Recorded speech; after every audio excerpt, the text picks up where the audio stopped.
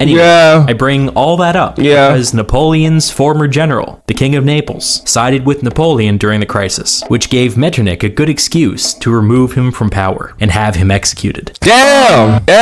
Congress of Vienna. This is how the Congress of Vienna was organized. Part 2. There was an 8-member central committee that would vote on the final treaty. This group included the 5 great powers, plus 3 secondary powers, Spain, Portugal, and Sweden, who each had played an important role in the victory over Napoleon. Wait. Hold on a second. Let me put this on. Bro, so in my last Napoleonic Wars reaction, actually, I think this was Nelson's victories. Someone told me in my comments that Spain wasn't even invited to the final Congress of Vienna because I don't know if I read that comment properly, but that's basically what I got out of it. Yeah, because Spain was a Napoleonic ally at first. Spain wasn't really like at the final Congress. I don't know if I read that properly, but okay. But the 5 great powers agreed to cut out Also, if it sounds a bit weird, it's because I'm sick. the Central Committee by negotiating informally I'm gonna among turn that themselves. If the great powers could hammer out a consensus, they could steamroll the Central Committee and the rest of the Congress. In the end, this was where the real power lay. Then there were a number of subcommittees, at least 12, that would go off to the side and debate isolated issues among themselves. When they reached a consensus, they would bring their proposal to the Central Committee for approval. Most of these subcommittees were pretty boring. Which countries had shipping rights in which rivers, stuff like that. But the most important subcommittee was the German Committee. This committee would be chaired by Metternich of Austria and would have members from every German state in Central Europe, including Prussia. Together, the German states would go away and collectively decide what Central Europe would look like in a post-Holy Roman Empire world. The negotiations that took place within the German Committee were perhaps the most consequential of the entire Congress. I knew.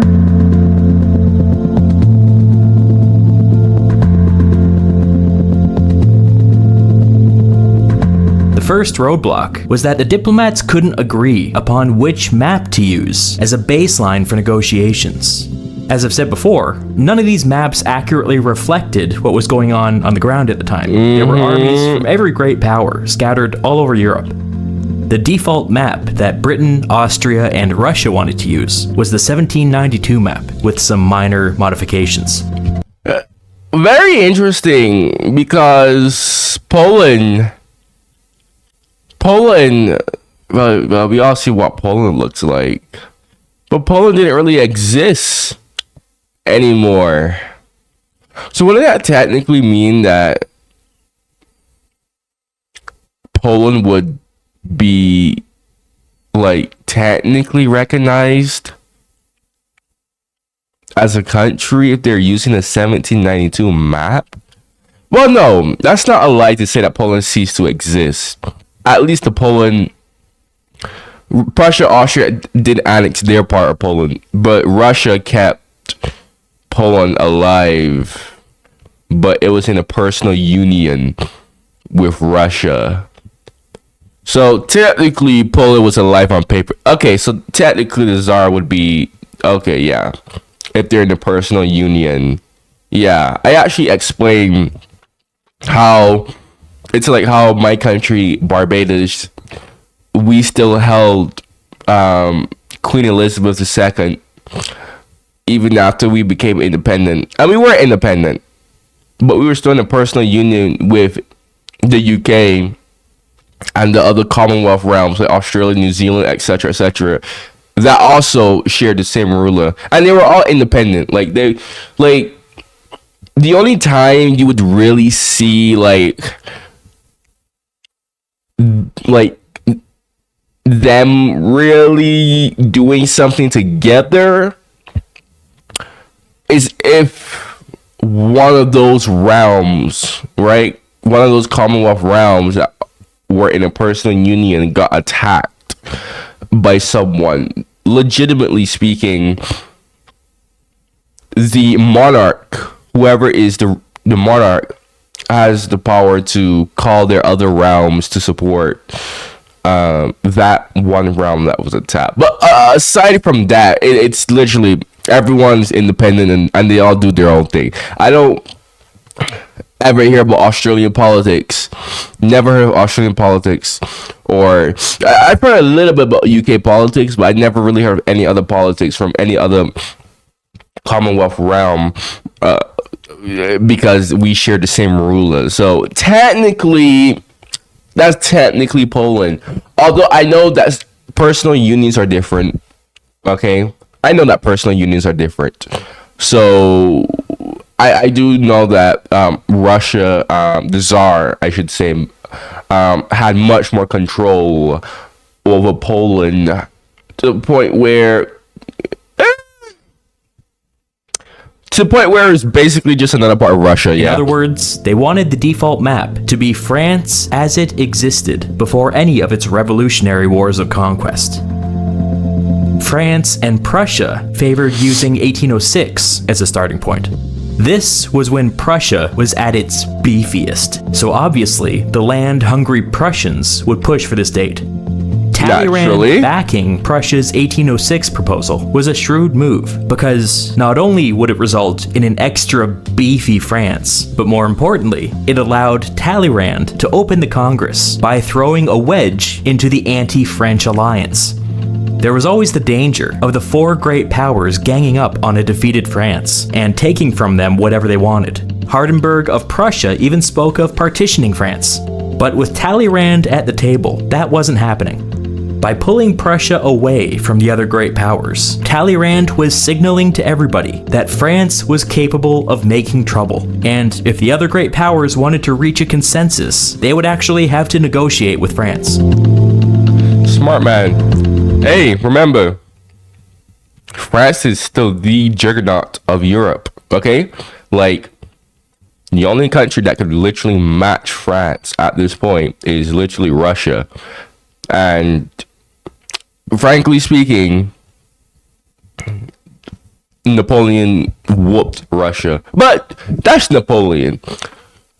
Without Napoleon, without Napoleon, Russia's, frankly speaking, the only country that could match France. Like, France is literally the juggernaut of Europe at this point in the 19th century. It's like if the whole entire world declared war on the United States, America would still be able to fend it off, like, for you to understand. So, yeah, you still can't really, like, brush France aside. No, France is very much still potent. Metternich and Castlereagh eventually talked Hardenberg down from his 1806 position. It's possible that they made certain informal promises regarding Prussian territorial expansion, but those details are lost to us. Sad. Every industry.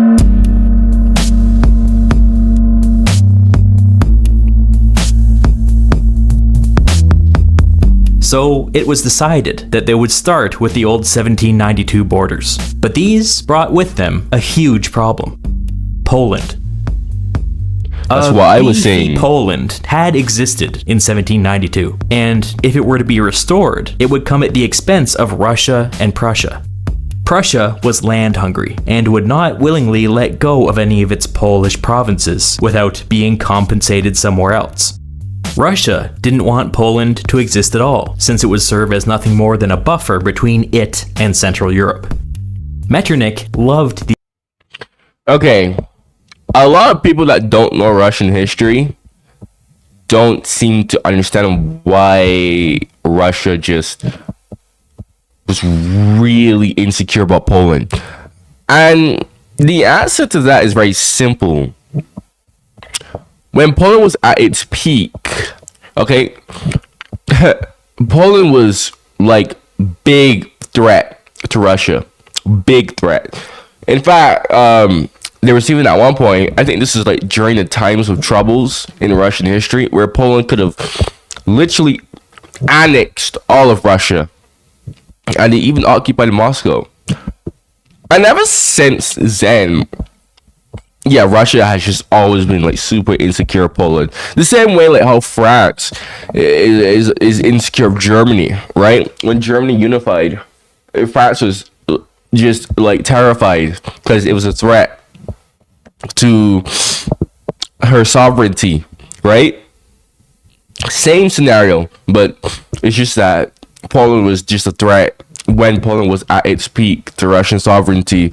And a lot of people just tend to gloss over that, and they just think that Russia just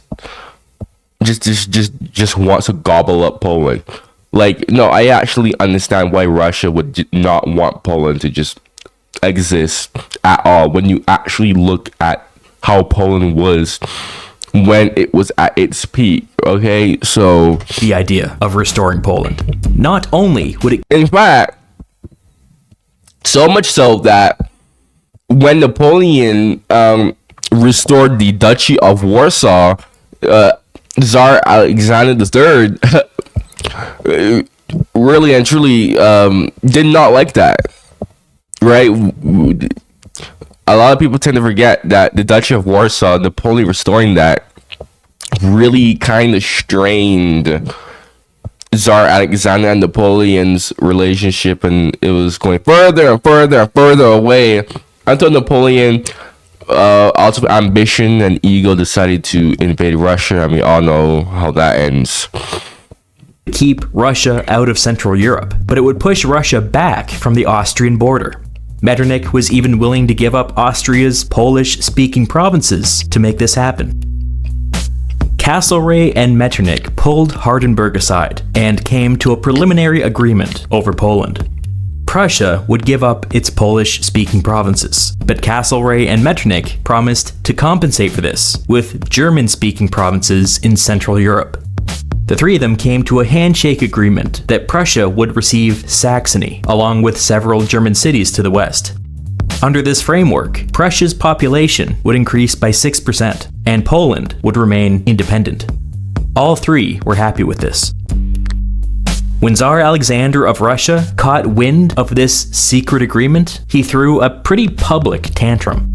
He announced that he intended to keep 100% of Poland, including the Polish-speaking provinces currently held by Austria and Prussia. These demands were extreme, and it was difficult to imagine Austria and Prussia simply handing their territory over to Russia for nothing. Talleyrand was also unhappy with the secret Poland agreement and went to see Tsar Alexander privately. Talleyrand specifically wanted to preserve a strong and independent Saxony, since France and Saxony had traditionally been strong allies. Talleyrand made his pitch to the Russian emperor. Alexander replied, "I would rather have war than give up what I occupy." Talleyrand was stunned when he heard this and asked for clarification. "Yes, I would rather have war," Alexander said. Talleyrand began trying to talk the emperor down into a compromise, but before he could make any progress, Alexander stood up and declared, "It's time for the theater. I have to go." He then gave Talleyrand an affectionate hug and ran off. After Tsar Alexander is the biggest troll. One of the biggest trolls that I have seen so far. Like unironic historical figures that was actually a troll. I had plenty of people in my part 1, go check it out if you haven't checked it out, my Congress of Vienna reaction. They basically explained that Tsar Alexander was basically just like trolling the living heck out of everyone for his own gain. And oh boy, is it working. Casually threatening a world war, the Russian emperor stayed out partying until 4 in the morning. Talleyrand was appropriately alarmed at this behavior and informed the other great powers of Russia's intransigence. Hardenberg began to fear that Prussia may be on the losing end of a conflict over Poland, so he began to move soldiers around to fortify the parts of Poland that they currently occupied. As if that isn't bad enough, Metternich then found out that his monarch was upset with him. The Austrian Emperor Francis summoned Metternich and chastised him for using the Kingdom of Saxony as a bargaining chip. Austria was trying to position itself internationally as the defender of the rule of law and the defender of the rights of smaller Central European states. They couldn't credibly do this if they sold their neighbors up the river at first opportunity. Emperor Francis told Metternich that the Kingdom of Saxony must survive the negotiations, and it must survive at least half of its current size. This made Metternich's task infinitely more complex. Prussia must be convinced to take less of Saxony than they had been promised in their handshake deal. This meant that they would want to hold on to their Polish-speaking provinces. In order to make that work, Metternich would need to strike a deal with Tsar Alexander. Wow.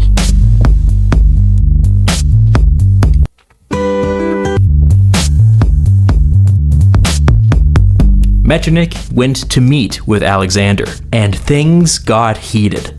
Metternich did not find the Russian emperor particularly intimidating, and spoke to him in the manner that he would speak to any other diplomat. Alexander wasn't really used to that, and after 2 long hours of back and forth, he jumped to his feet, marched over to Metternich, and challenged him to a duel. This kind of thing was What is this, Yu-Gi-Oh? Sorry, I had to make that joke. above Metternich's pay grade, and required the personal intervention of the Austrian emperor. Francis of Austria soothed Alexander's ego by saying that of course he would win a duel against Metternich, but murdering the Austrian foreign minister might cause an international incident. Recall Metternich's first impression of Alexander, the biggest baby on earth. Was he wrong? Nah, he's a troll. After this incident, Alexander would privately describe Metternich as, quote, a permanent obstacle and, quote, a sworn enemy. The feeling was mutual. Russia was apparently a dead end, so Metternich went to Prussia next. Metternich explained to Hardenberg that he could now only give Prussia half of Saxony. This was not what they had agreed to, and Hardenberg was understandably upset. The 2 diplomats parted ways with sore feelings and no agreement. The entire deal seemed to be dead, or at least dying, and the prospect of war with Russia was becoming a growing concern. In desperation, what is Denmark? Denmark is just there chilling. Metternich brought Britain and France into the negotiations. He thought that if 3 great powers could bring a compromise to the other 2, they might be pressured into accepting it. True. Castlereagh went to see Alexander. He explained to the Russian Tsar that Britain would not accept a Poland under Russian domination. The British public demanded an independent Poland.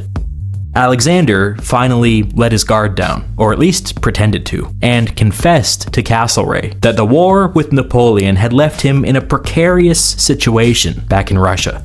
The Russians had sacrificed everything to defeat Napoleon, and the Russian aristocracy felt that they deserved Poland as a reward. Alexander doesn't come right out and say this, but he hints that he had promised them exactly that before he left. The implication was that there may be a coup if he went back empty-handed.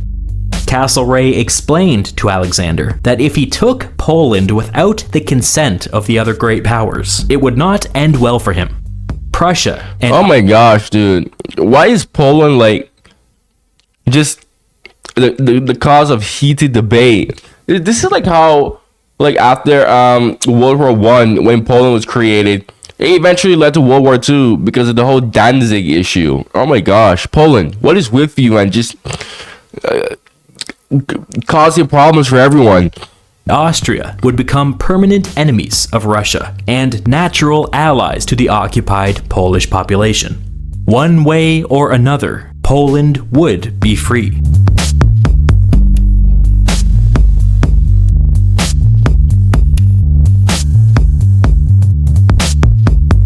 It seemed that negotiations were approaching an impasse.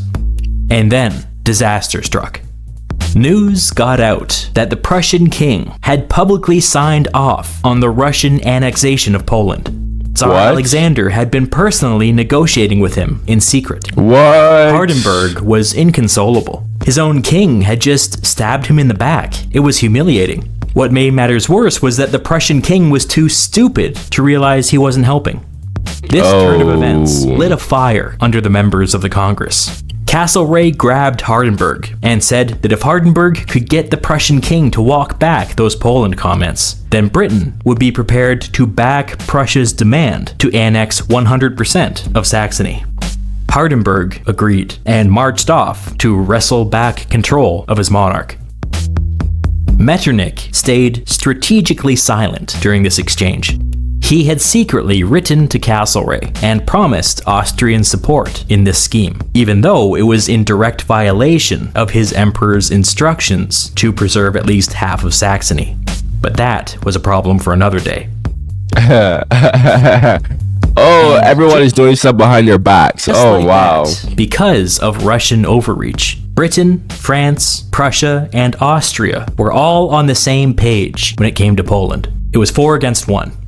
With newfound urgency, the four powers came together and drafted 3 possible options to resolve the Poland crisis.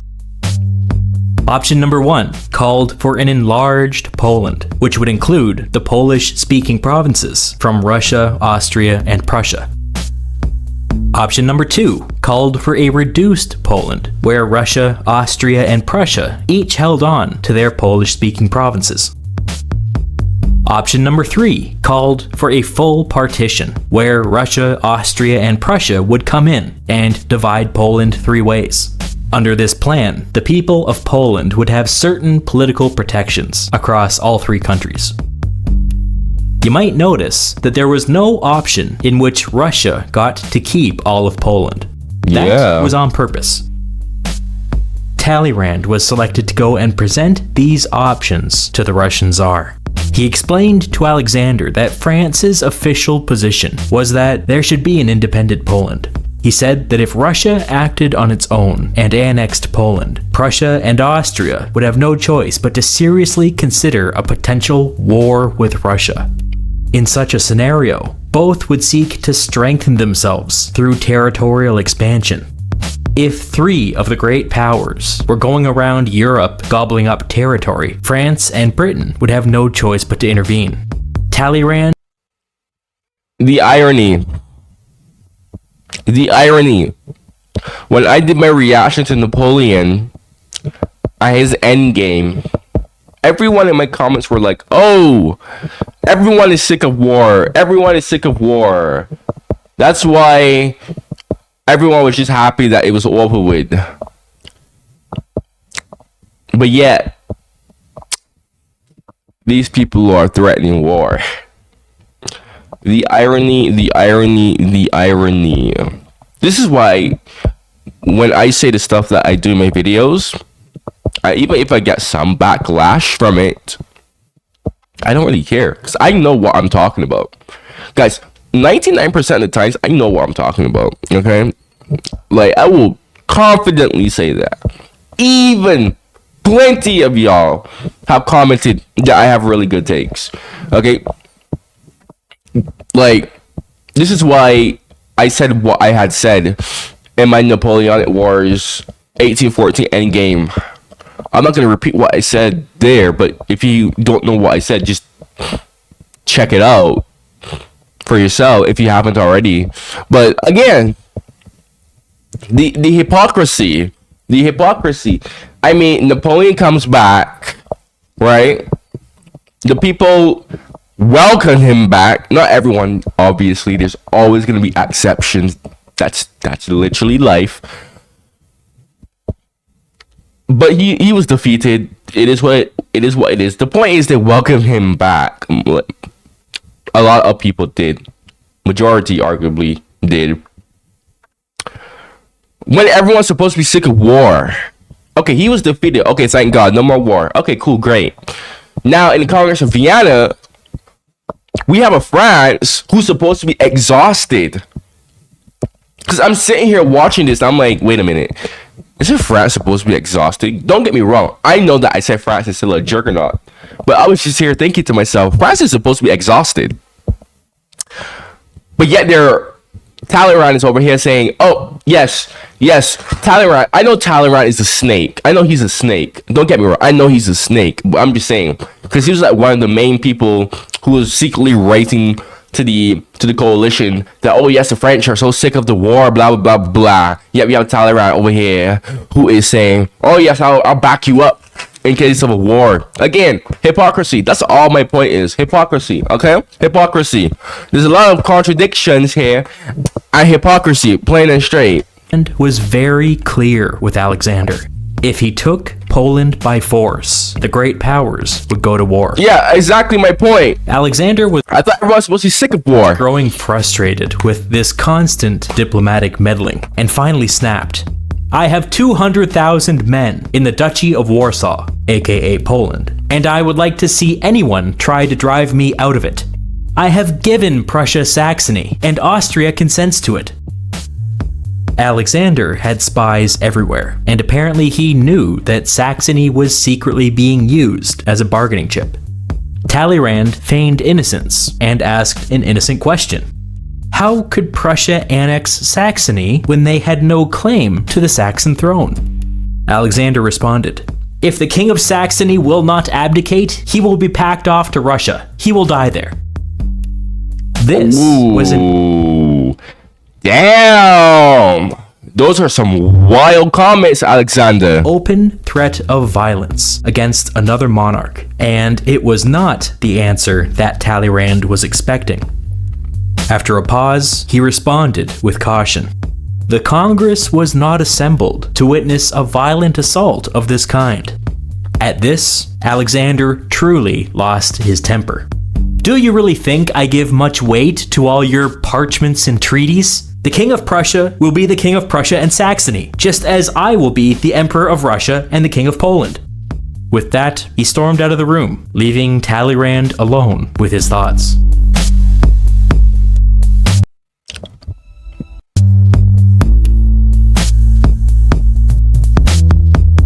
When Metternich learned of Alexander's outburst, he finally lost his patience. He decided to meet once more with the Russian Tsar, this time with a different negotiating tactic.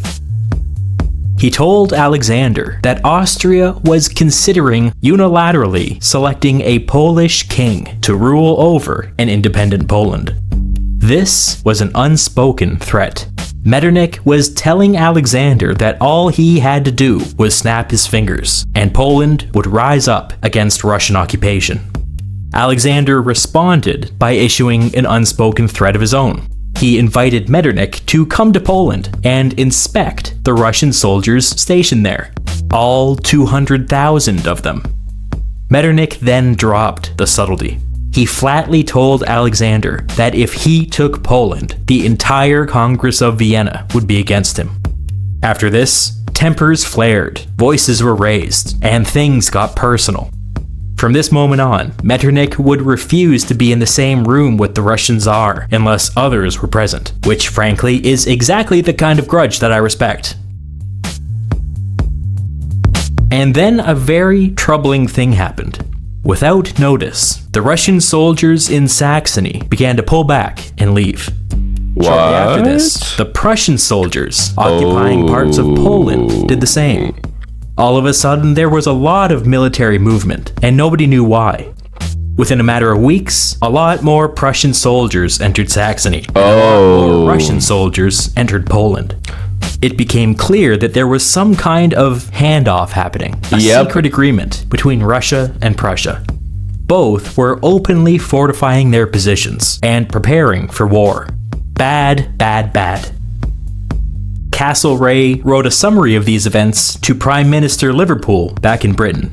Well, Castlereagh, you look tired as heck. The Emperor of Russia can be Look at his eye bags. brought to a more moderate and sound course of public conduct. The peace, which we have so dearly purchased, will be but of a short duration. You must make up your mind to watch him and resist him if necessary, as another Bonaparte. Back in Britain, the domestic political situation was approaching a boiling point. The narrow, conservative Whig majority in the House of Commons was in jeopardy. The liberal Whig opposition had weaponized the Saxony and Poland crisis and were using it as a rallying cry against authoritarianism everywhere.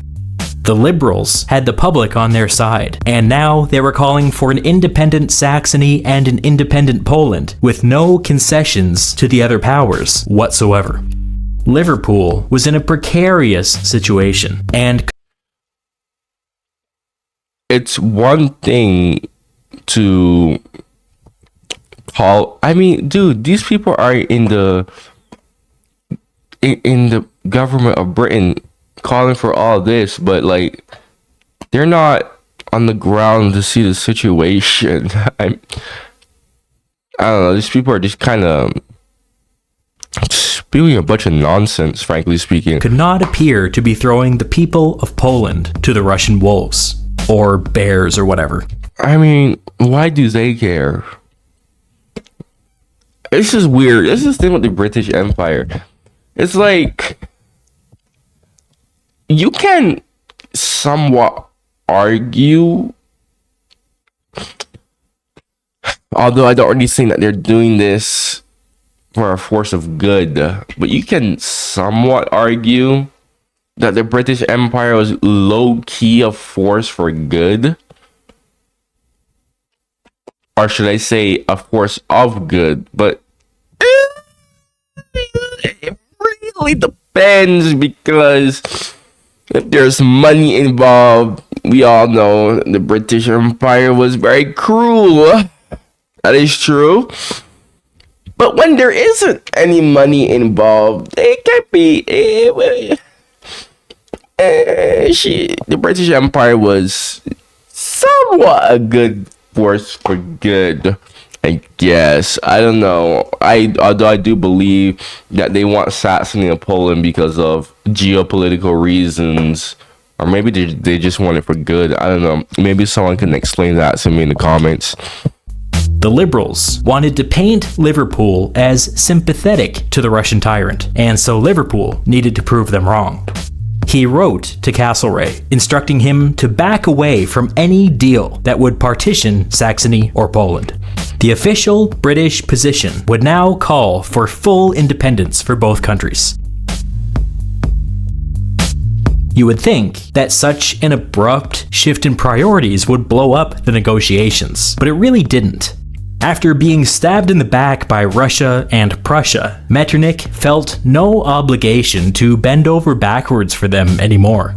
The Austrian emperor had always wanted an independent Saxony, and Metternich had always wanted an independent Poland, so he joined the British in calling for both. Talleyrand had always favored full independence for both countries, and quickly followed Metternich's lead. This audacious show of force from Russia and Prussia spooked every small and medium-sized state in Central Europe. If Saxony could get steamrolled like this, nobody was safe. Virtually every Central European state found their courage and backed Castlereagh and Metternich's call for an independent Saxony and an independent Poland. Austria had long sought to position itself as the defender of precedent and tradition and the rule of law, and now that strategy was paying off. Metternich suddenly found himself at the center of attention, the most popular guy in Vienna, the hub to which every Central European state wanted to attach itself. When the dust settled, it became clear that Russia and Prussia's power grab had been a massive blunder. Tsar Alexander must have realized that he had backed himself into a corner, because he began sending signals to Austria that he might be satisfied with less than 100% of Poland. This was exactly the sort of opening that everyone was waiting for. Attention then turned to Prussia. There were reports that Prussia was building fortifications inside of occupied Saxony, which drew broad international condemnation. It soon became conspicuous that Tsar Alexander was remaining silent. Prussia was being left hanging out to dry. A desperate Hardenberg visited Talleyrand and tried to get him to break away from the other powers by making wild promises. At one point, Hardenberg offered France the Netherlands, which of course was a red line for Britain, and not something that Hardenberg was in a position to give away. Talleyrand wisely turned him down. Hardenberg was out of options. He backed down from his maximalist position and began telling people that he would accept no less than half of Saxony. Metternich jumped at this. An independent Saxony at half of its current size would satisfy both the Austrian Emperor and all of those smaller Central European states. After some back and forth over specifics, an agreement was reached. Prussia would receive half of Saxony, along with some German-speaking territory along the Rhine. A reduced Saxony would remain fully independent, and war would be averted. Okay. In the past, I call it. But then there was still the issue with Poland. Poland, the main Alexander issue. reopened negotiations by offering to let Austria and Prussia keep their Polish-speaking provinces. A real change of tune from last time. Castlereagh then called for the creation of a strong Polish constitution built upon liberal democratic values. Tsar Alexander immediately agreed and publicly thanked Castlereagh for his advocacy on behalf of the people of Poland. If you find Alexander's change in demeanor a little shocking, you aren't alone. It's clear that No, he's just trolling as usual. there were some back-channel talks he's going trolling on during the Saxony crisis, and it seems that concessions were made in order to get Alexander to back off and throw Prussia under the bus. What was happening now over Poland seemed well choreographed, as if it had all been drawn up in some back room somewhere. The great powers quickly reached an agreement over Poland, and it looked like this. Austria and Prussia would be allowed to keep their Polish-speaking provinces. The rest would become the Kingdom of Poland. The new kingdom would have a strong liberal democratic constitution, with an independent legislature, independent courts, and an independent army. The King of Poland would be a quasi-ceremonial role, tightly constrained by the Polish constitution. Under this deal, it was decided that Tsar Alexander of Russia would separately and simultaneously become the King of Poland. Yeah, so Poland didn't cease to exist. It still existed. I hear a lot of propaganda. A lot of Polish people, they say this. They always say that, oh, Poland ceased to exist, but Poland still existed. It's just not in the way that it wanted to exist. On paper, this satisfied the British and Austrian demands for an independent Poland, since the new king. Which is funny because Polish people, they worship Napoleon for creating the Duchy of Warsaw, but the Duchy of Warsaw was a French satellite state, but they still worship Napoleon for giving them a Polish country again. Yet the Kingdom of Poland here, which is in a personal union with Russia, they say that it was under Russian domination. Don't get me wrong, it somewhat was. That is somewhat true, but still, technically speaking, still Poland, though. Like, if you draw a map of Europe, you'd be forced to put Poland into that as well, so Kingdom retained the right to make its own laws and field its own military. It also satisfied Alexander's demand to take Poland as a prize for defeating Napoleon. But obviously, Poland could not be truly independent under this arrangement. yeah. With the Russian emperor as their king, it became impossible for Poland to resist creeping Russian influence. For the rest of Alexander's reign, he would chip away at Poland's independent political institutions and slowly work towards swallowing Poland into the Russian Empire. By the time his successor came to the throne, the new Russian emperor declared that he no longer felt bound by the Polish constitution. And then that was that. And then Poland was swallowed up. Just like that. Oh, wow. Although I will say this though, I'm not sure if Tsar Alexander's successor just like completely abolished the Polish constitution or what, or if he just was like, yeah, screw it, I'm just gonna ignore it and just annex Poland. I don't know. If the latter is the case, then technically Poland was still a country. Although, even before Tsar Alexander's successor would come to gobble up Poland, Poland was still more or less a part of Russia. It was what I was saying. I was just saying that I wouldn't really say that. Like, I'm being extremely literal, which I don't really like to be, but bro, I hate speaking when I'm sick. I'm not even gonna lie. But you should understand what I'm saying. If you don't understand what I'm saying, I'll just probably explain it in the comments if someone is confused. It's undeniable that Castlereagh and Metternich sacrificed Poland for an independent Saxony. Perhaps they saw the writing on the wall. The truth was that if Russia took Poland by force, Austria and Britain really weren't in a position to take it back. Perhaps they decided that if they couldn't stop Russia from taking Poland, they could turn the whole thing into a poison pill. As an island of liberalism within the Russian Empire, Poland would confound and distract Tsar Alexander for the rest of his reign. Smart. The Poland and Saxony crisis brought the great powers back to the brink of war. But now that there was a deal in place, messy as it was, there was finally room to breathe.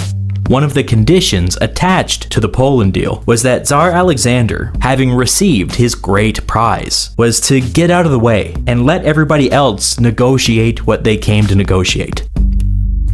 There were still several outstanding questions that needed to be settled, but none more pressing than the fate of the German-speaking states in Central Europe. Yeah, let's see how Germany is going to react to this. Let's see.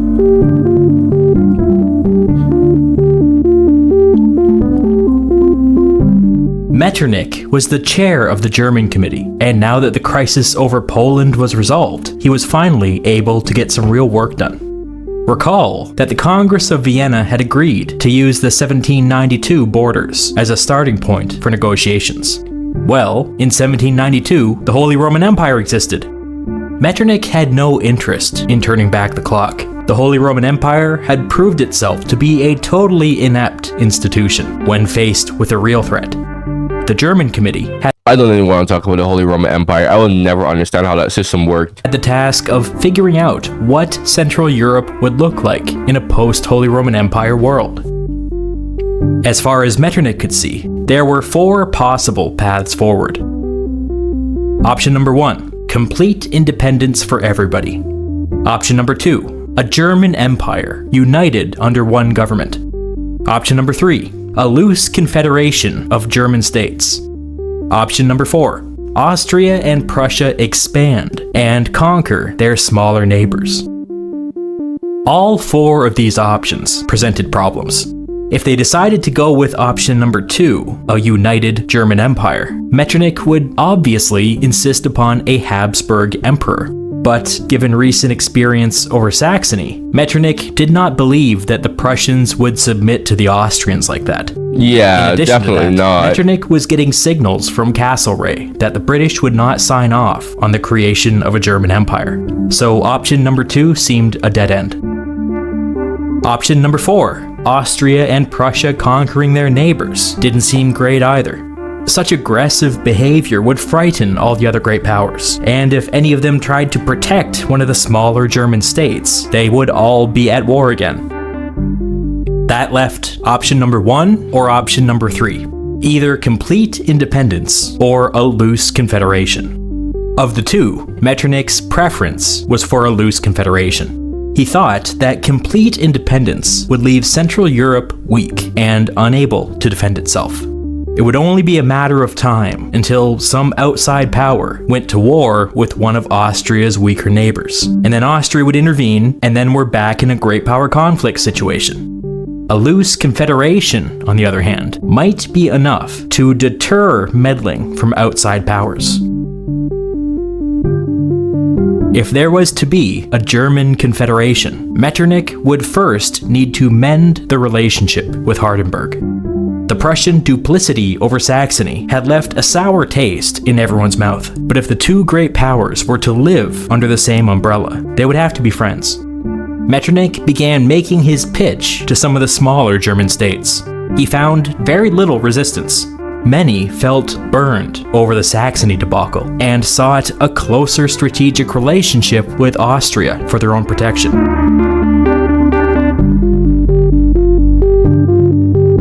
Metternich's vision for a German Confederation would look like this.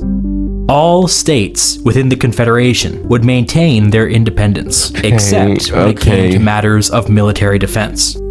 Under the German Confederation, an attack on one would be an attack on all. Any outside power sticking their nose into German affairs would be met with the combined strength of every German state. This ruffled some feathers, because it... Okay. Confederations. Very interesting. Federations are usually popular in the modern era, but no one really talks about confederations anymore. Confederations, the way how I learned about it is that it's kind of a dumb system, but I'm going to play devil's advocate here and say, depending on the situation, confederations are actually much better in certain situations than a federation. Because Russia, for example, although Putin is kind of like centralizing the country, many independent sources say that Russia isn't really like a federation anymore. It's more like a centralized state, but it's still, technically speaking, bloody hell. It's still a federation. Russia is big. So imagine if Russia was like a confederation where everyone can loosely do their own thing. That would be very unstable. However, in a case like this, because you need to know confederations are technically countries. No, I wouldn't even say technically. I would go as far as to say they are technically one whole country. It's just that their legality in what they do, they have much more room to do what they want to do. This is why people, I guess, would opt to be a confederation in the cases like this, where they don't want to lose all of their independence, but they still want to be unified in a certain way. And now that I think about it, because federations are always like a good thing, right? Federations are not always a good thing. They can be very weak, unstable. Federations are not really. Like you really need like specific conditions to be a federation. America is also a federation, but again, it's become a lot more centralized, so it doesn't really feel like a federation. Although technically the states, in fact, Americans don't even know this, but this is why they call their states and not provinces, okay? Because America is a federation and the states all agree to be a part of one country. But it's literally illegal for them to succeed, which is like that kind of... America is kind of like Russia, where everything is getting more centralized, especially after the American Civil War. The federal government really did centralize everything, so that sense of statehood that was there before. In fact, the Confederate States of America was probably like the last thing of any kind of confederation that we're talking about here. Yeah, after that, that was just out the window. But I don't know. I find confederation, like the concept of a confederation, very interesting to me. I would really love to see a successful confederation. I can't think of any confederations that has been successful. But if you do know any, do let me know, because I've always find that concept of, hey, we're technically one country, but we could do it whatever the heck we want, unless, in this case, it's for defense purposes. But we're still technically one country. Very interesting. Restricted the ability of German states to make alliances with outside powers. Bavaria in particular was upset by this, but Metternich soothed things over by pointing out that this would put them in a military alliance with 38 other German states. Such a thing had not been possible under the Holy Roman Empire, and such a thing would not be possible to anybody out there negotiating on their own. Of course, Austria and Prussia were to be exempt from this. They had their own goofy reasoning. They had non-German provinces within their respective empires. Whatever. The real reason is that they were great powers and reserved the right to make alliances or war as they wished. Wow, okay. Austria and Prussia would be the two anchors of the German Confederation, and it was paramount to the survival of the Confederation that the two great powers within it got along. The German Confederation would have a central diet, a legislature, located in the Free City of Frankfurt. The Diet was conceived as a sort of United Nations of Germany, where various independent German states would come together and resolve any disputes that might lead to war. They would also work to reduce barriers so that Germans could live and work and write in any German-speaking country without fear. To this end, they created a weak federal legal system to protect certain political rights across borders. Yep. That's literally the whole point of a confederation. Weak federal legal system to try and prevent one person from like holding all the power, basically. Russia would actually be a good example of that. Although Russia is actually better to be a federation, because Russia needs a strong person. And despite what you want to say, Putin is that person.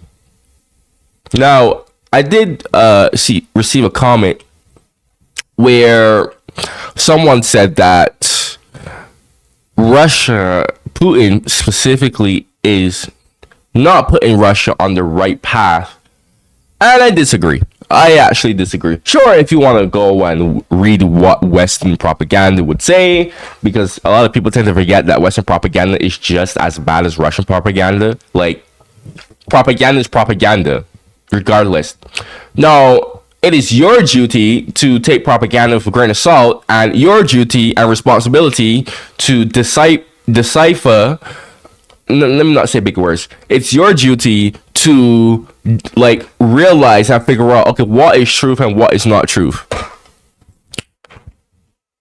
Putin is putting Russia on the right path simply because A, the Russian economy has actually improved since the fall of the Soviet Union steadily. B, most people in the West don't know this, but I know this. When the Soviet Union fell apart, remember, the Soviet Union is not Russia. When the Soviet Union fell apart, the 90s, every Russian knows this. This is why Putin became popular. Russia, more or less, went into anarchy, chaos. It was bad. It was bad. It was awful. It was really awful. And Putin fixed all of that.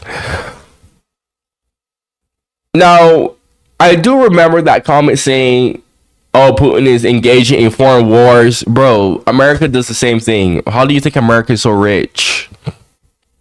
How do you think America is so rich? I can literally go into a whole chat about that, okay? But like, come on now. Like, that's kind of hypocritical to say, oh, because Putin is sending troops into Ukraine, which, mind you, and this is going to ruffle a lot of feathers because I have a lot of naturally Western people who watch my stuff, and they're not exposed. They're only exposed to what the Western news say, but Putin is more or less holding back in Ukraine. He's not even going all out into Ukraine, right? Otherwise, like, every single city within Ukraine would be leveled by now, okay?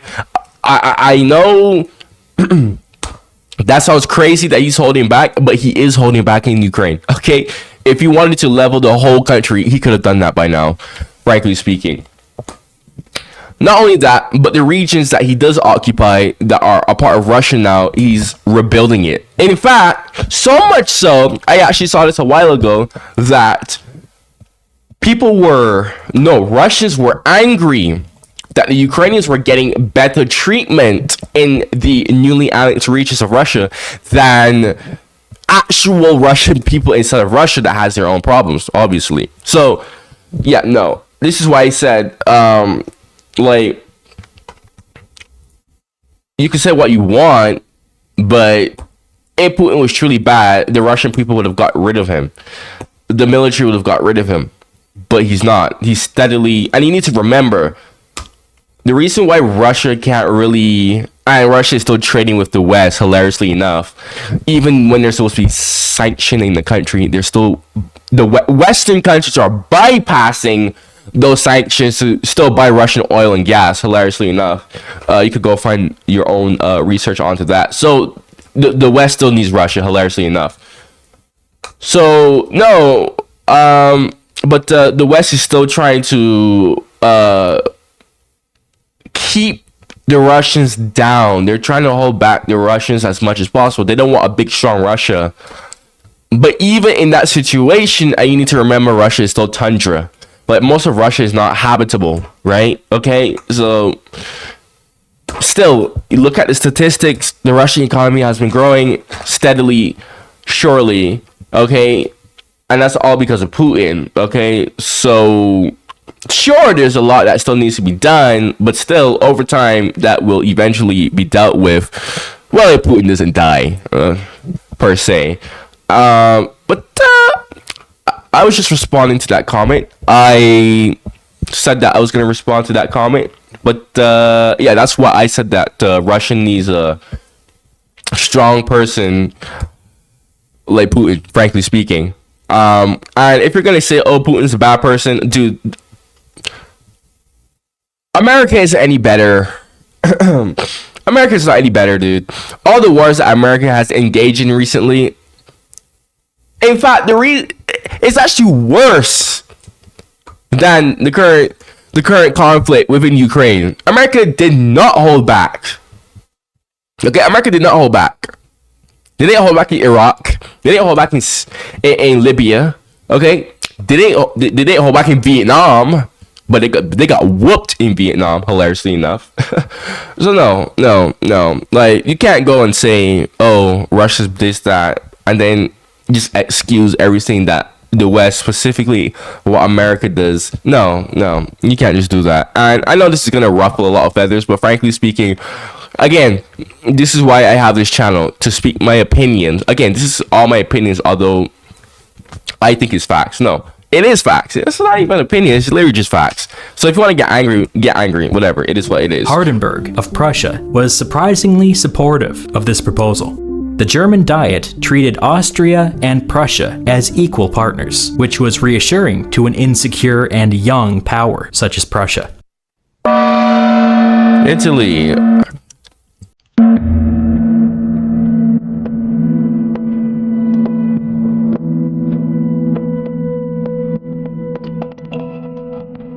There were other areas that could not be fully restored under the 1792 borders. Italy had been totally reshaped under French rule, and the Congress of Vienna needed to decide how much French influence was acceptable in the region going forward. At the moment of his defeat, Napoleon had been king of Italy, really northern Italy, and his son had been king of Rome, also northern Italy, and one of his top generals had been the king of Naples, southern Italy. Obviously, this arrangement couldn't continue, but it was not immediately clear what the Congress should do. Metternich and the Austrian Emperor took a particular interest in this. They considered northern Italy Austria's backyard, and Metternich believed that if Austria and France were in constant competition for influence in northern Italy, it would eventually end in another war. Whatever the new political settlement in northern Italy looked like, it had to be able to resist French influence going forward. Metternich spoke to Castlereagh about this, and the two found that they were of the same mind. Castlereagh told him that Britain was not overly concerned about the future of northern Italy, so long as it remained out of reach for the French. The two men came to an agreement. Remembering the Poland-Saxony crisis, Castlereagh said that the British public was in an anti-imperialist mood right now, and so he couldn't appear to support any sweeping annexations of territory.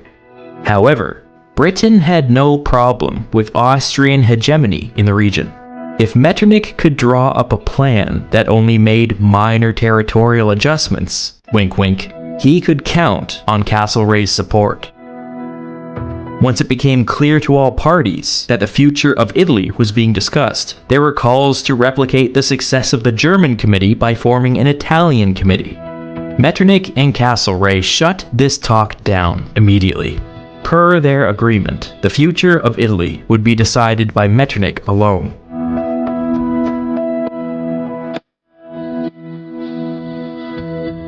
This is what he came up with. Austria would conduct a minor territorial adjustment by directly annexing Lombardy and Venice. This would add millions of Italians to the Austrian Empire. Metternich knew that the Hungarians would have opposed any deal that added more ethnic Germans to the empire, since it would have upset the delicate balance within Austria. Expanding into northern Italy was seen as politically neutral, so Metternich used this opportunity to beef up Austria by annexing one of the richest parts of Europe. Castlereagh noticed this, but deemed it minor enough to escape the notice of the British public. Next, Metternich recreated the Duchy of Parma and handed it over to Mary Louise of Austria, the Austrian Emperor's eldest daughter.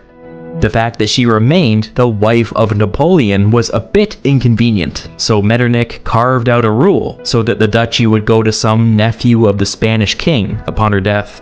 Spain had been upset when Metternich got the authority to reshape northern Italy, and this You're telling me that this lady did not divorce Napoleon? What? was Metternich's way of throwing them a bone. The Grand Duchy of Tuscany was also recreated and handed over to the brother of the Austrian Emperor. Similarly, the Duchy of Modena was recreated and handed to some cousin of the Austrian Emperor. Noticing a pattern yet? By doing this, Metternich technically met Castlereagh's requirement to not openly annex all of northern Italy, but it was a bit deceptive. In some cases, the prime ministers of these new states would be Austrian officials hand-picked by Metternich. On paper, these were all independent countries, but in reality, the Austrians were treating northern Italy like a colony. In addition to all this, Metternich reformed the Papal States, which was an important sticking point to the majority Catholic Austrian Empire. He also strengthened and restored the Kingdom of Piedmont-Sardinia. As an independent and fairly strong regional power, they would serve as a buffer against any future French expansion. Finally, Napoleon's former general was eventually removed from southern Italy, and a distant relation of the King of Spain returned to rule the region once more. I should briefly talk about how Napoleon's general was removed from southern Italy. You mean it involves Mira? an event known to history as the 100 Days. Yeah, I know how he was removed. Wants a new career.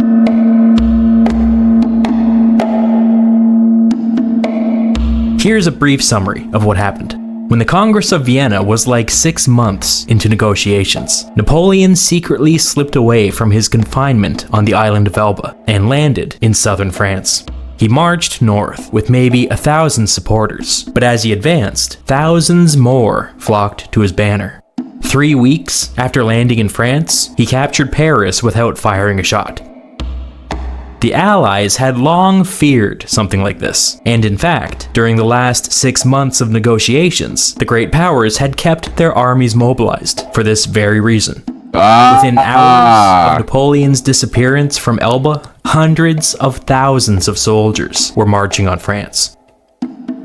3 months after Napoleon captured Paris, British and Prussian armies faced the French outside the town of Waterloo in the Netherlands, current-day Belgium. At Waterloo, Napoleon was soundly defeated by the British general Arthur Wellesley, the Duke of Wellington. He was defeated by the Prussians. I don't care what anyone tells me. He was defeated by the Prussians, not the British. No.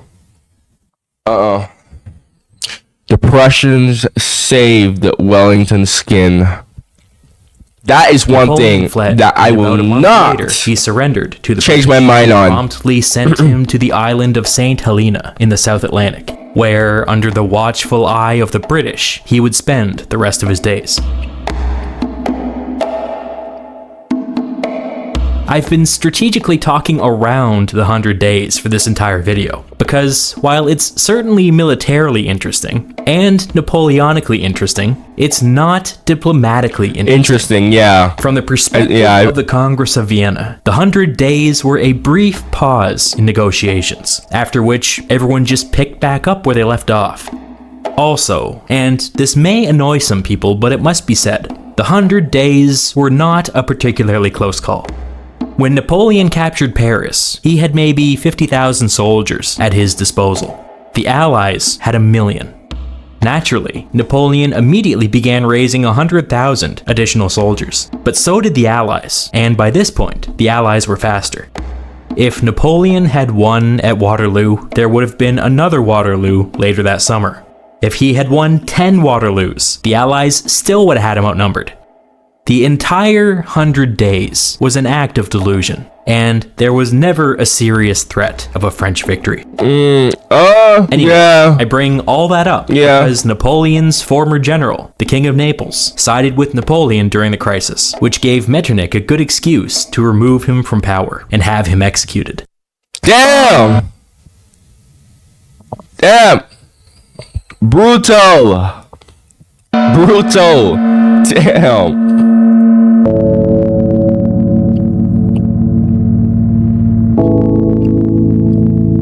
So here was the framework for the final settlement. Broadly speaking, Europe would return to its 1792 borders.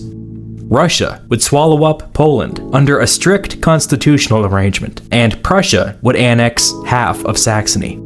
The Holy Roman Empire would be replaced with the much more practical German Confederation. Northern Italy would become an anti-French zone under Austrian supervision. With negotiations drawing to a close, there was one lingering issue that had not yet been addressed. The British Prime Minister Liverpool instructed Castlereagh to begin discussing slavery. By 1815, the British anti-slavery political movement had truly become a force to be reckoned with. In 1788, a bunch of local abolitionist groups sent Parliament 60,000 signatures calling for the abolition of slavery. In 1788. Now, obviously, I have a lot to talk about this because my country somewhat was built on slavery, obviously. But I'm not really like a liberal person. But damn, I knew that there were abolitionists in Britain. But I always had the idea that a lot of abolitionists didn't really start to appear until Britain started to industrialize. However, I always did kind of took that with a grain of salt because I always kind of just viewed that as propaganda, and I still knew that there was a good chunk of people that were appalled and horrified by slavery ever since they heard about it. But I see a lot of these liberal, like, kind of people who have like a agenda, like a political agenda or something like that. They would always say, "Oh yes, Yes, the British people, they didn't like slavery, but they only started to dislike slavery when Britain began to industrialize. That is somewhat true, but that is also somewhat not true. In 15, these same groups gathered almost 1 million signatures, but this time they didn't send them to Parliament. They sent them to Castlereagh in Vienna. One statistic that was not lost on anybody was that the number of signatures sent to Castlereagh was greater than the total number of votes in the last election. This was not simply an act of protest, it was a shot across the bow. By this time, every British city and most British towns had an abolitionist group that was active in local politics. It was not uncommon for the average British voter to hear about the ongoing sin of slavery on a weekly basis in their church and in their newspaper.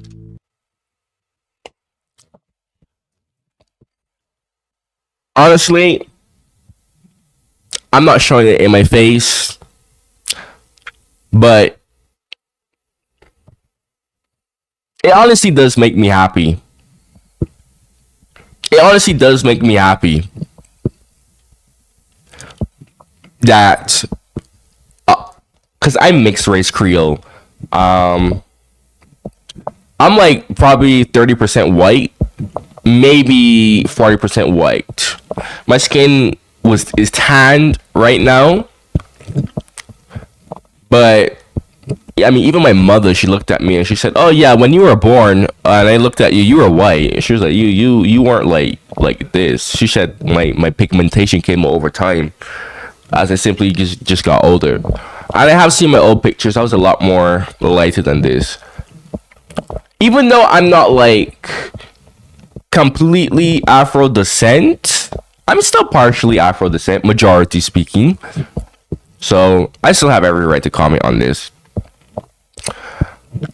It really just does make me happy though that even because slavery ended in 1834, like even way before then, people found slavery to be appalling. Okay? And it really annoys me when I see people and they look at me and they said, "Well, how could you be English?"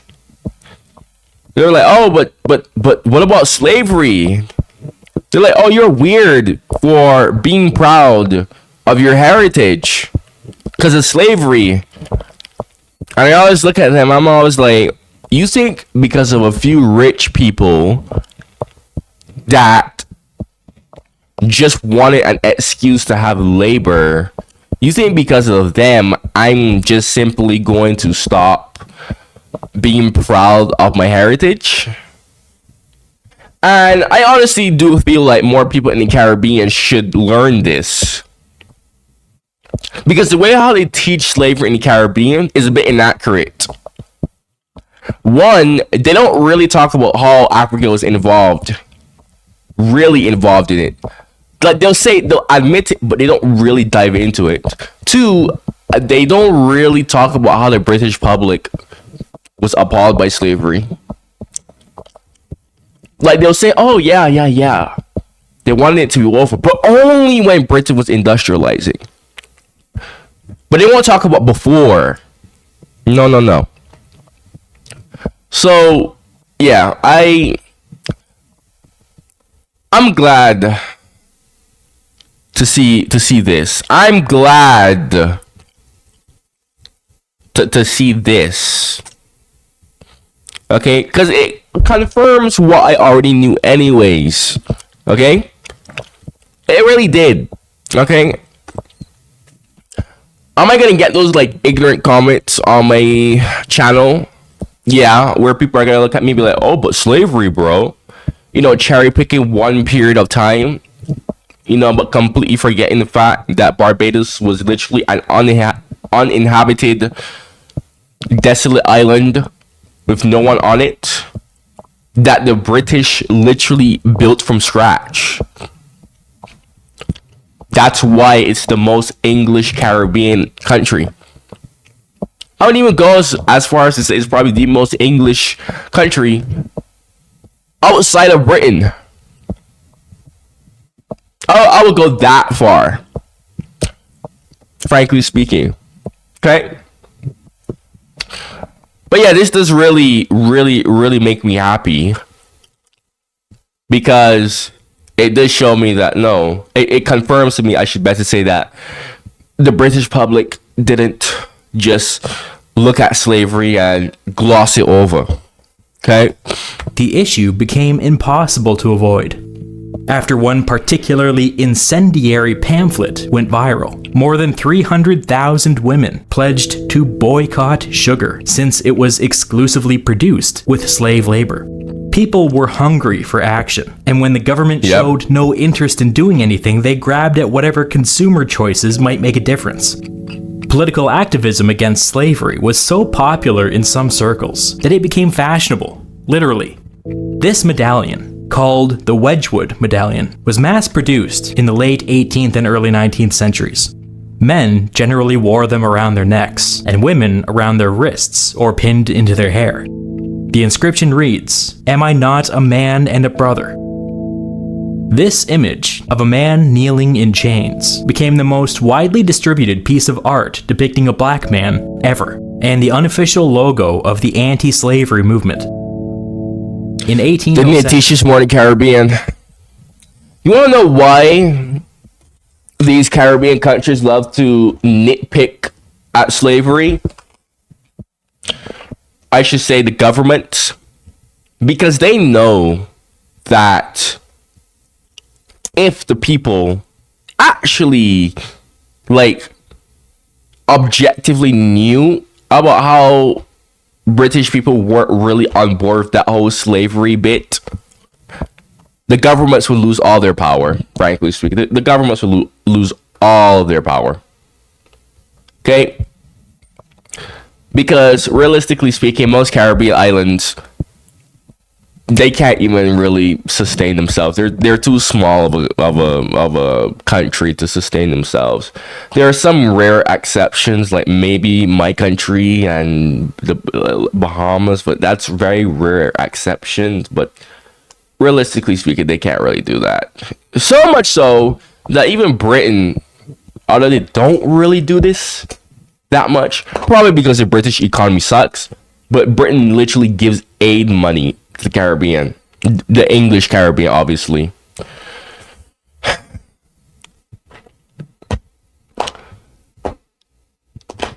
But they know that they would lose all their power, that the people would eventually realize, guys, what's the point in being independent? What's the point in being independent? Right? What's the point in being independent? Like, at that point, just go back to being a British overseas territory, frankly speaking. I mean, I always look at people, I always tell people, if Barbados went back to being a colony, I wouldn't care. Like, I really would not care. I think it would be much more better if the country would be a colony again, economically speaking. But yeah, this is why you hear those stupid governments always crying about slavery, right? Always crying about slavery. In fact, that was one of the official reasons why the current government of my country, Barbados, abolished the monarchy in the most undemocratic way. They said, because slavery, they needed to get rid of the legacy of colonialism, slavery, a bunch of rubbish, right? But the way how they abolished the monarchy, they did not go to the people and have them vote, because they knew the vote would have failed. Okay? Everyone in Barbados, although more and more people have been more apathetic, which is fine. But if you weren't apathetic, you love the monarchy. You love the monarchy. You are insanely patriotic to the monarch. Okay? You know how excited we would get when we hear, someone from the royal family is coming. You know how excited we would get? And the government knew that. Okay? That's why I said if they don't cherry pick everyone in the English Caribbean, I guarantee you, except for maybe the Bahamas, I guess, everyone down there would even start questioning what the hell is the point of being independent, right? That's why those governments need to cherry pick so much. That's why. And it shows, it really does show the fact that they couldn't even consult the people to vote to abolish the monarchy. What they simply did was they did a vote in the parliament. 20 people. They did a vote in government amongst the government. Duh. Obviously they're gonna vote to abolish the monarchy because they're gonna want to consolidate more power for themselves. At the end of a political fight that lasted more than 15 years, Britain passed an act that abolished the British slave trade. It did not abolish the act of slavery, but it made it illegal to transport enslaved persons across the Atlantic to the colonies. Advocates believed that without new bodies coming over from Africa, chattel slavery in the colonies would mostly die out within 1 or 2 generations. They were wrong, but it was nevertheless a big deal that Britain finally acknowledged that their goal was to eventually abolish slavery. The abolitionists were correctly not satisfied by this half measure. They demanded nothing less than the complete and total abolition of slavery, and as the years went on, their influence only continued to grow. Lord Liverpool inherited this political situation when he became Prime Minister, and he wasn't happy about it. He was holding on to his conservative Whig majority in Parliament by the barest of threads, and now the abolitionists had sent 1 million signatures to his Foreign Secretary in Vienna. Liverpool didn't really care one way or the other about slavery, but if he didn't give these people something, they might topple his government. He instructed Castlereagh to try to get some anti-slavery commitments into the final agreement at Vienna.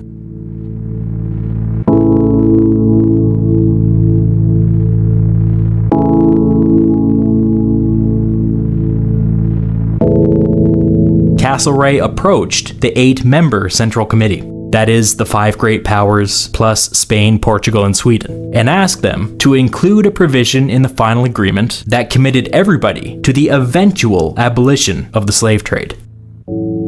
Of those present, they didn't want to do it so fast because, again, they were making bank off of it.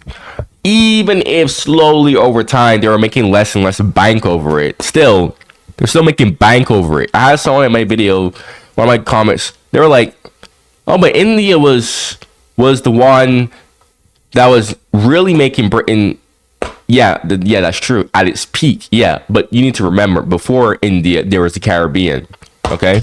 And obviously, like, Britain isn't just gonna go and just stop. Just stop. It's freaking colonies that was producing money from sugar in the Caribbean. Like, it was still making good chunks of money. Why do you think they were so hesitant to really, again, the rich people that was making the money? I didn't say rich people because it doesn't matter if you were black, white, native. If you had money, you probably had slaves. It was the rich people that was making this drag on. Britain and Sweden had abolished the slave trade. Not all rich people, however. There were some rich people that genuinely did find the institution of slavery horrible. Castlereagh's opening position was that everybody else should adopt Britain's anti-slavery laws.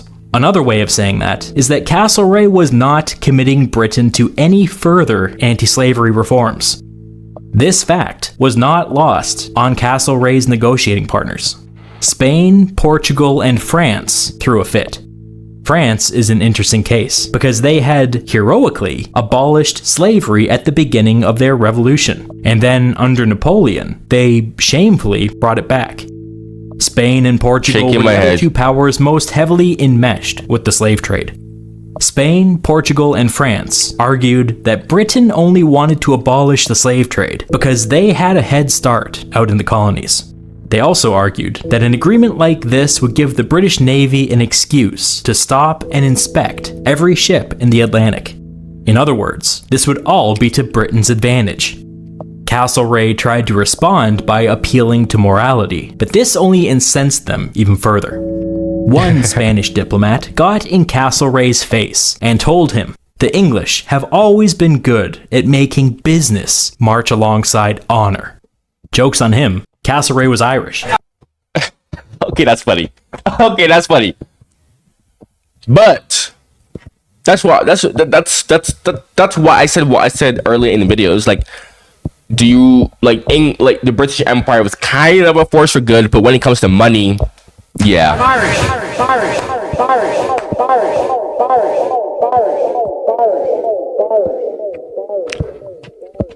If we think about this for a moment. I'm technically Irish too. Obviously not purebred, but yeah. Barbados is very much well aware. I need actually flaunt on this a lot of their Scottish and Irish heritage. Go down there. If they're not talking to you, which they probably will talk to you in like a king's English, when they talk to you in King's English, you're gonna sound like more English. But when they're chatting, when Barbadians, Bajans, my channel name, when Bajans are chatting with each other, if they're not speaking the broken English / dialect / language, whoever you ask, I don't care, you can call it whatever you want. If they're talking to each other in regular English, their accent is just, it either sounds, it's like a weird mix of Scottish / Irish, like super heavy, bro, super heavy. I'm telling you, if you ever visit Barbados, you will hear it. Castlereagh could have shown Britain's commitment to the cause by talking about complete and total abolition, which would have hurt Britain more than anyone. If he had walked into the room because they needed that money. They needed that money. That's why I said the Caribbean was still important. Oh my god. Had some credibility. This is why I said, like, in my previous video, this is why I said, like, you can't have the British Empire without Barbados or the other big sugar colonies in the Caribbean. Like, Britain needed that. I still stand by that statement. Britain needed that. And this shows my point. Okay, if you're saying that I'm wrong, then you're basically disagreeing with this. Because this literally reinforces my point. Much people don't know this.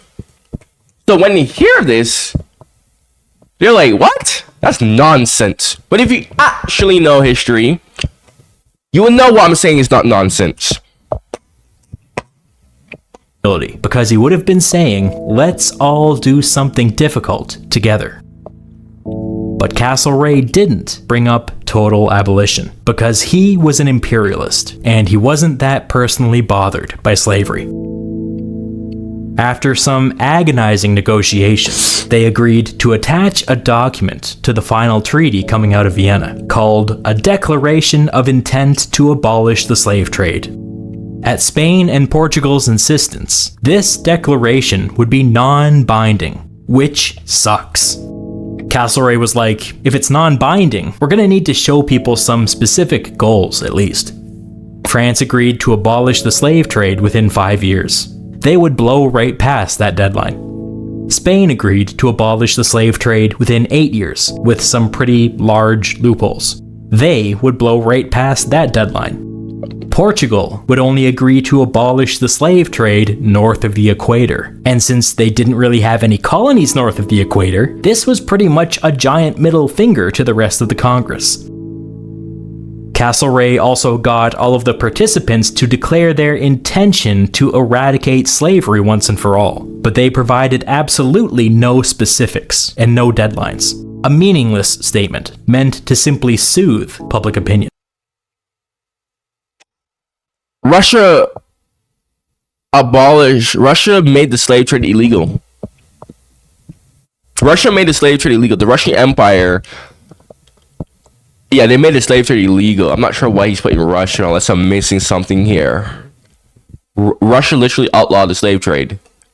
In fact, this is like the thing that made me become a Russian sympathizer. It was literally for that fact. Well, not just for that fact, a bunch of other reasons why. But like I already said this on my channel before, like I'm a big Russian sympathizer. If you dislike that, oh well. Oh well. I'm still well aware of the faults of Russia, but America isn't any better. So what the heck is it to be a Russian sympathizer? It's really nothing when you really actually think about it. But if you read Western propaganda, it would sound crazy to you. But no, I'm pretty sure Russia did outlaw the slave trade. Britain's attempt to inject anti-slavery commitments into the Congress was a failure.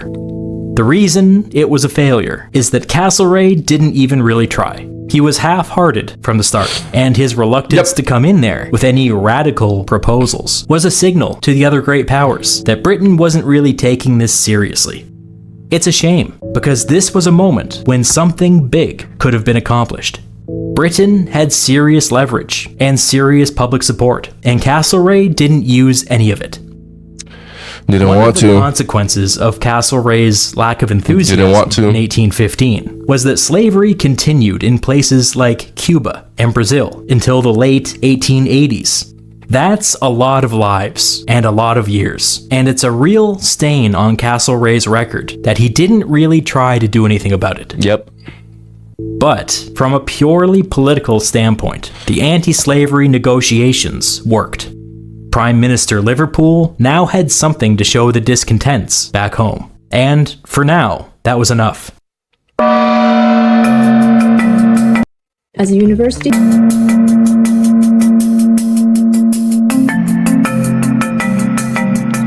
The Treaty of Vienna was finalized in June of 1815. All of the great powers signed off on it. The only outlier was Spain, who remained upset over Metternich's heavy-handed treatment of northern Italy. Spain refused to sign the final document, which was unfortunate, but so long as all the great powers were on board, this was deemed acceptable. The final treaty was mostly built upon realist principles and created a balance of power with clearly defined spheres of influence that would, hopefully, prevent future great power conflicts. After Vienna, it was widely understood and accepted that if anybody invaded one of those tiny German states, it would automatically mean war with Prussia and Austria. If anybody invaded northern Italy, it would automatically mean war with Austria. If anybody invaded the Netherlands, it would automatically mean war with Britain. If anybody invaded Poland, it would automatically mean war with Russia. The belief was that so long as governments understood what was and wasn't off limits, minor disagreements could be solved diplomatically, and great power conflicts on the scale of the French Revolutionary and Napoleonic Wars could be entirely avoided. It was in the interest of all great powers to respect these limitations, and if any great power was found to be acting recklessly or belligerently, it was in the interest of everybody else to put them in their place. After 25 years of chaos and war, the great powers were having a go at stability. This international system that emerged from Vienna is sometimes called the Concert of Europe, as in all of Europe acting in concert or in unison. The next 15 years would put a severe test upon the concert system, and we will see, in time, whether these frenzied and far-reaching negotiations were worth it.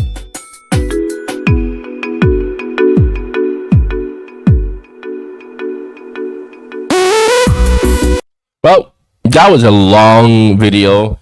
Go check out my channel membership. Only 99 cents a month if you join. Okay, if you want to support me. If you like what I have to say, my reactions, go subscribe. Go check out my other reactions. If you also like what I have to say, my reactions as well. Make sure to like the video so that the algorithm can see, because you made it all the way to this point. So just go do all that stuff before you leave. If you've got anything to say in the comments, you're free to say it. Everyone's entitled to their opinions, but my opinions, 9 times out of 10, are usually facts. So, yeah, man, thank you for watching. This video is going to take a long time to freaking upload. Holy hell. Thank you for watching, and goodbye.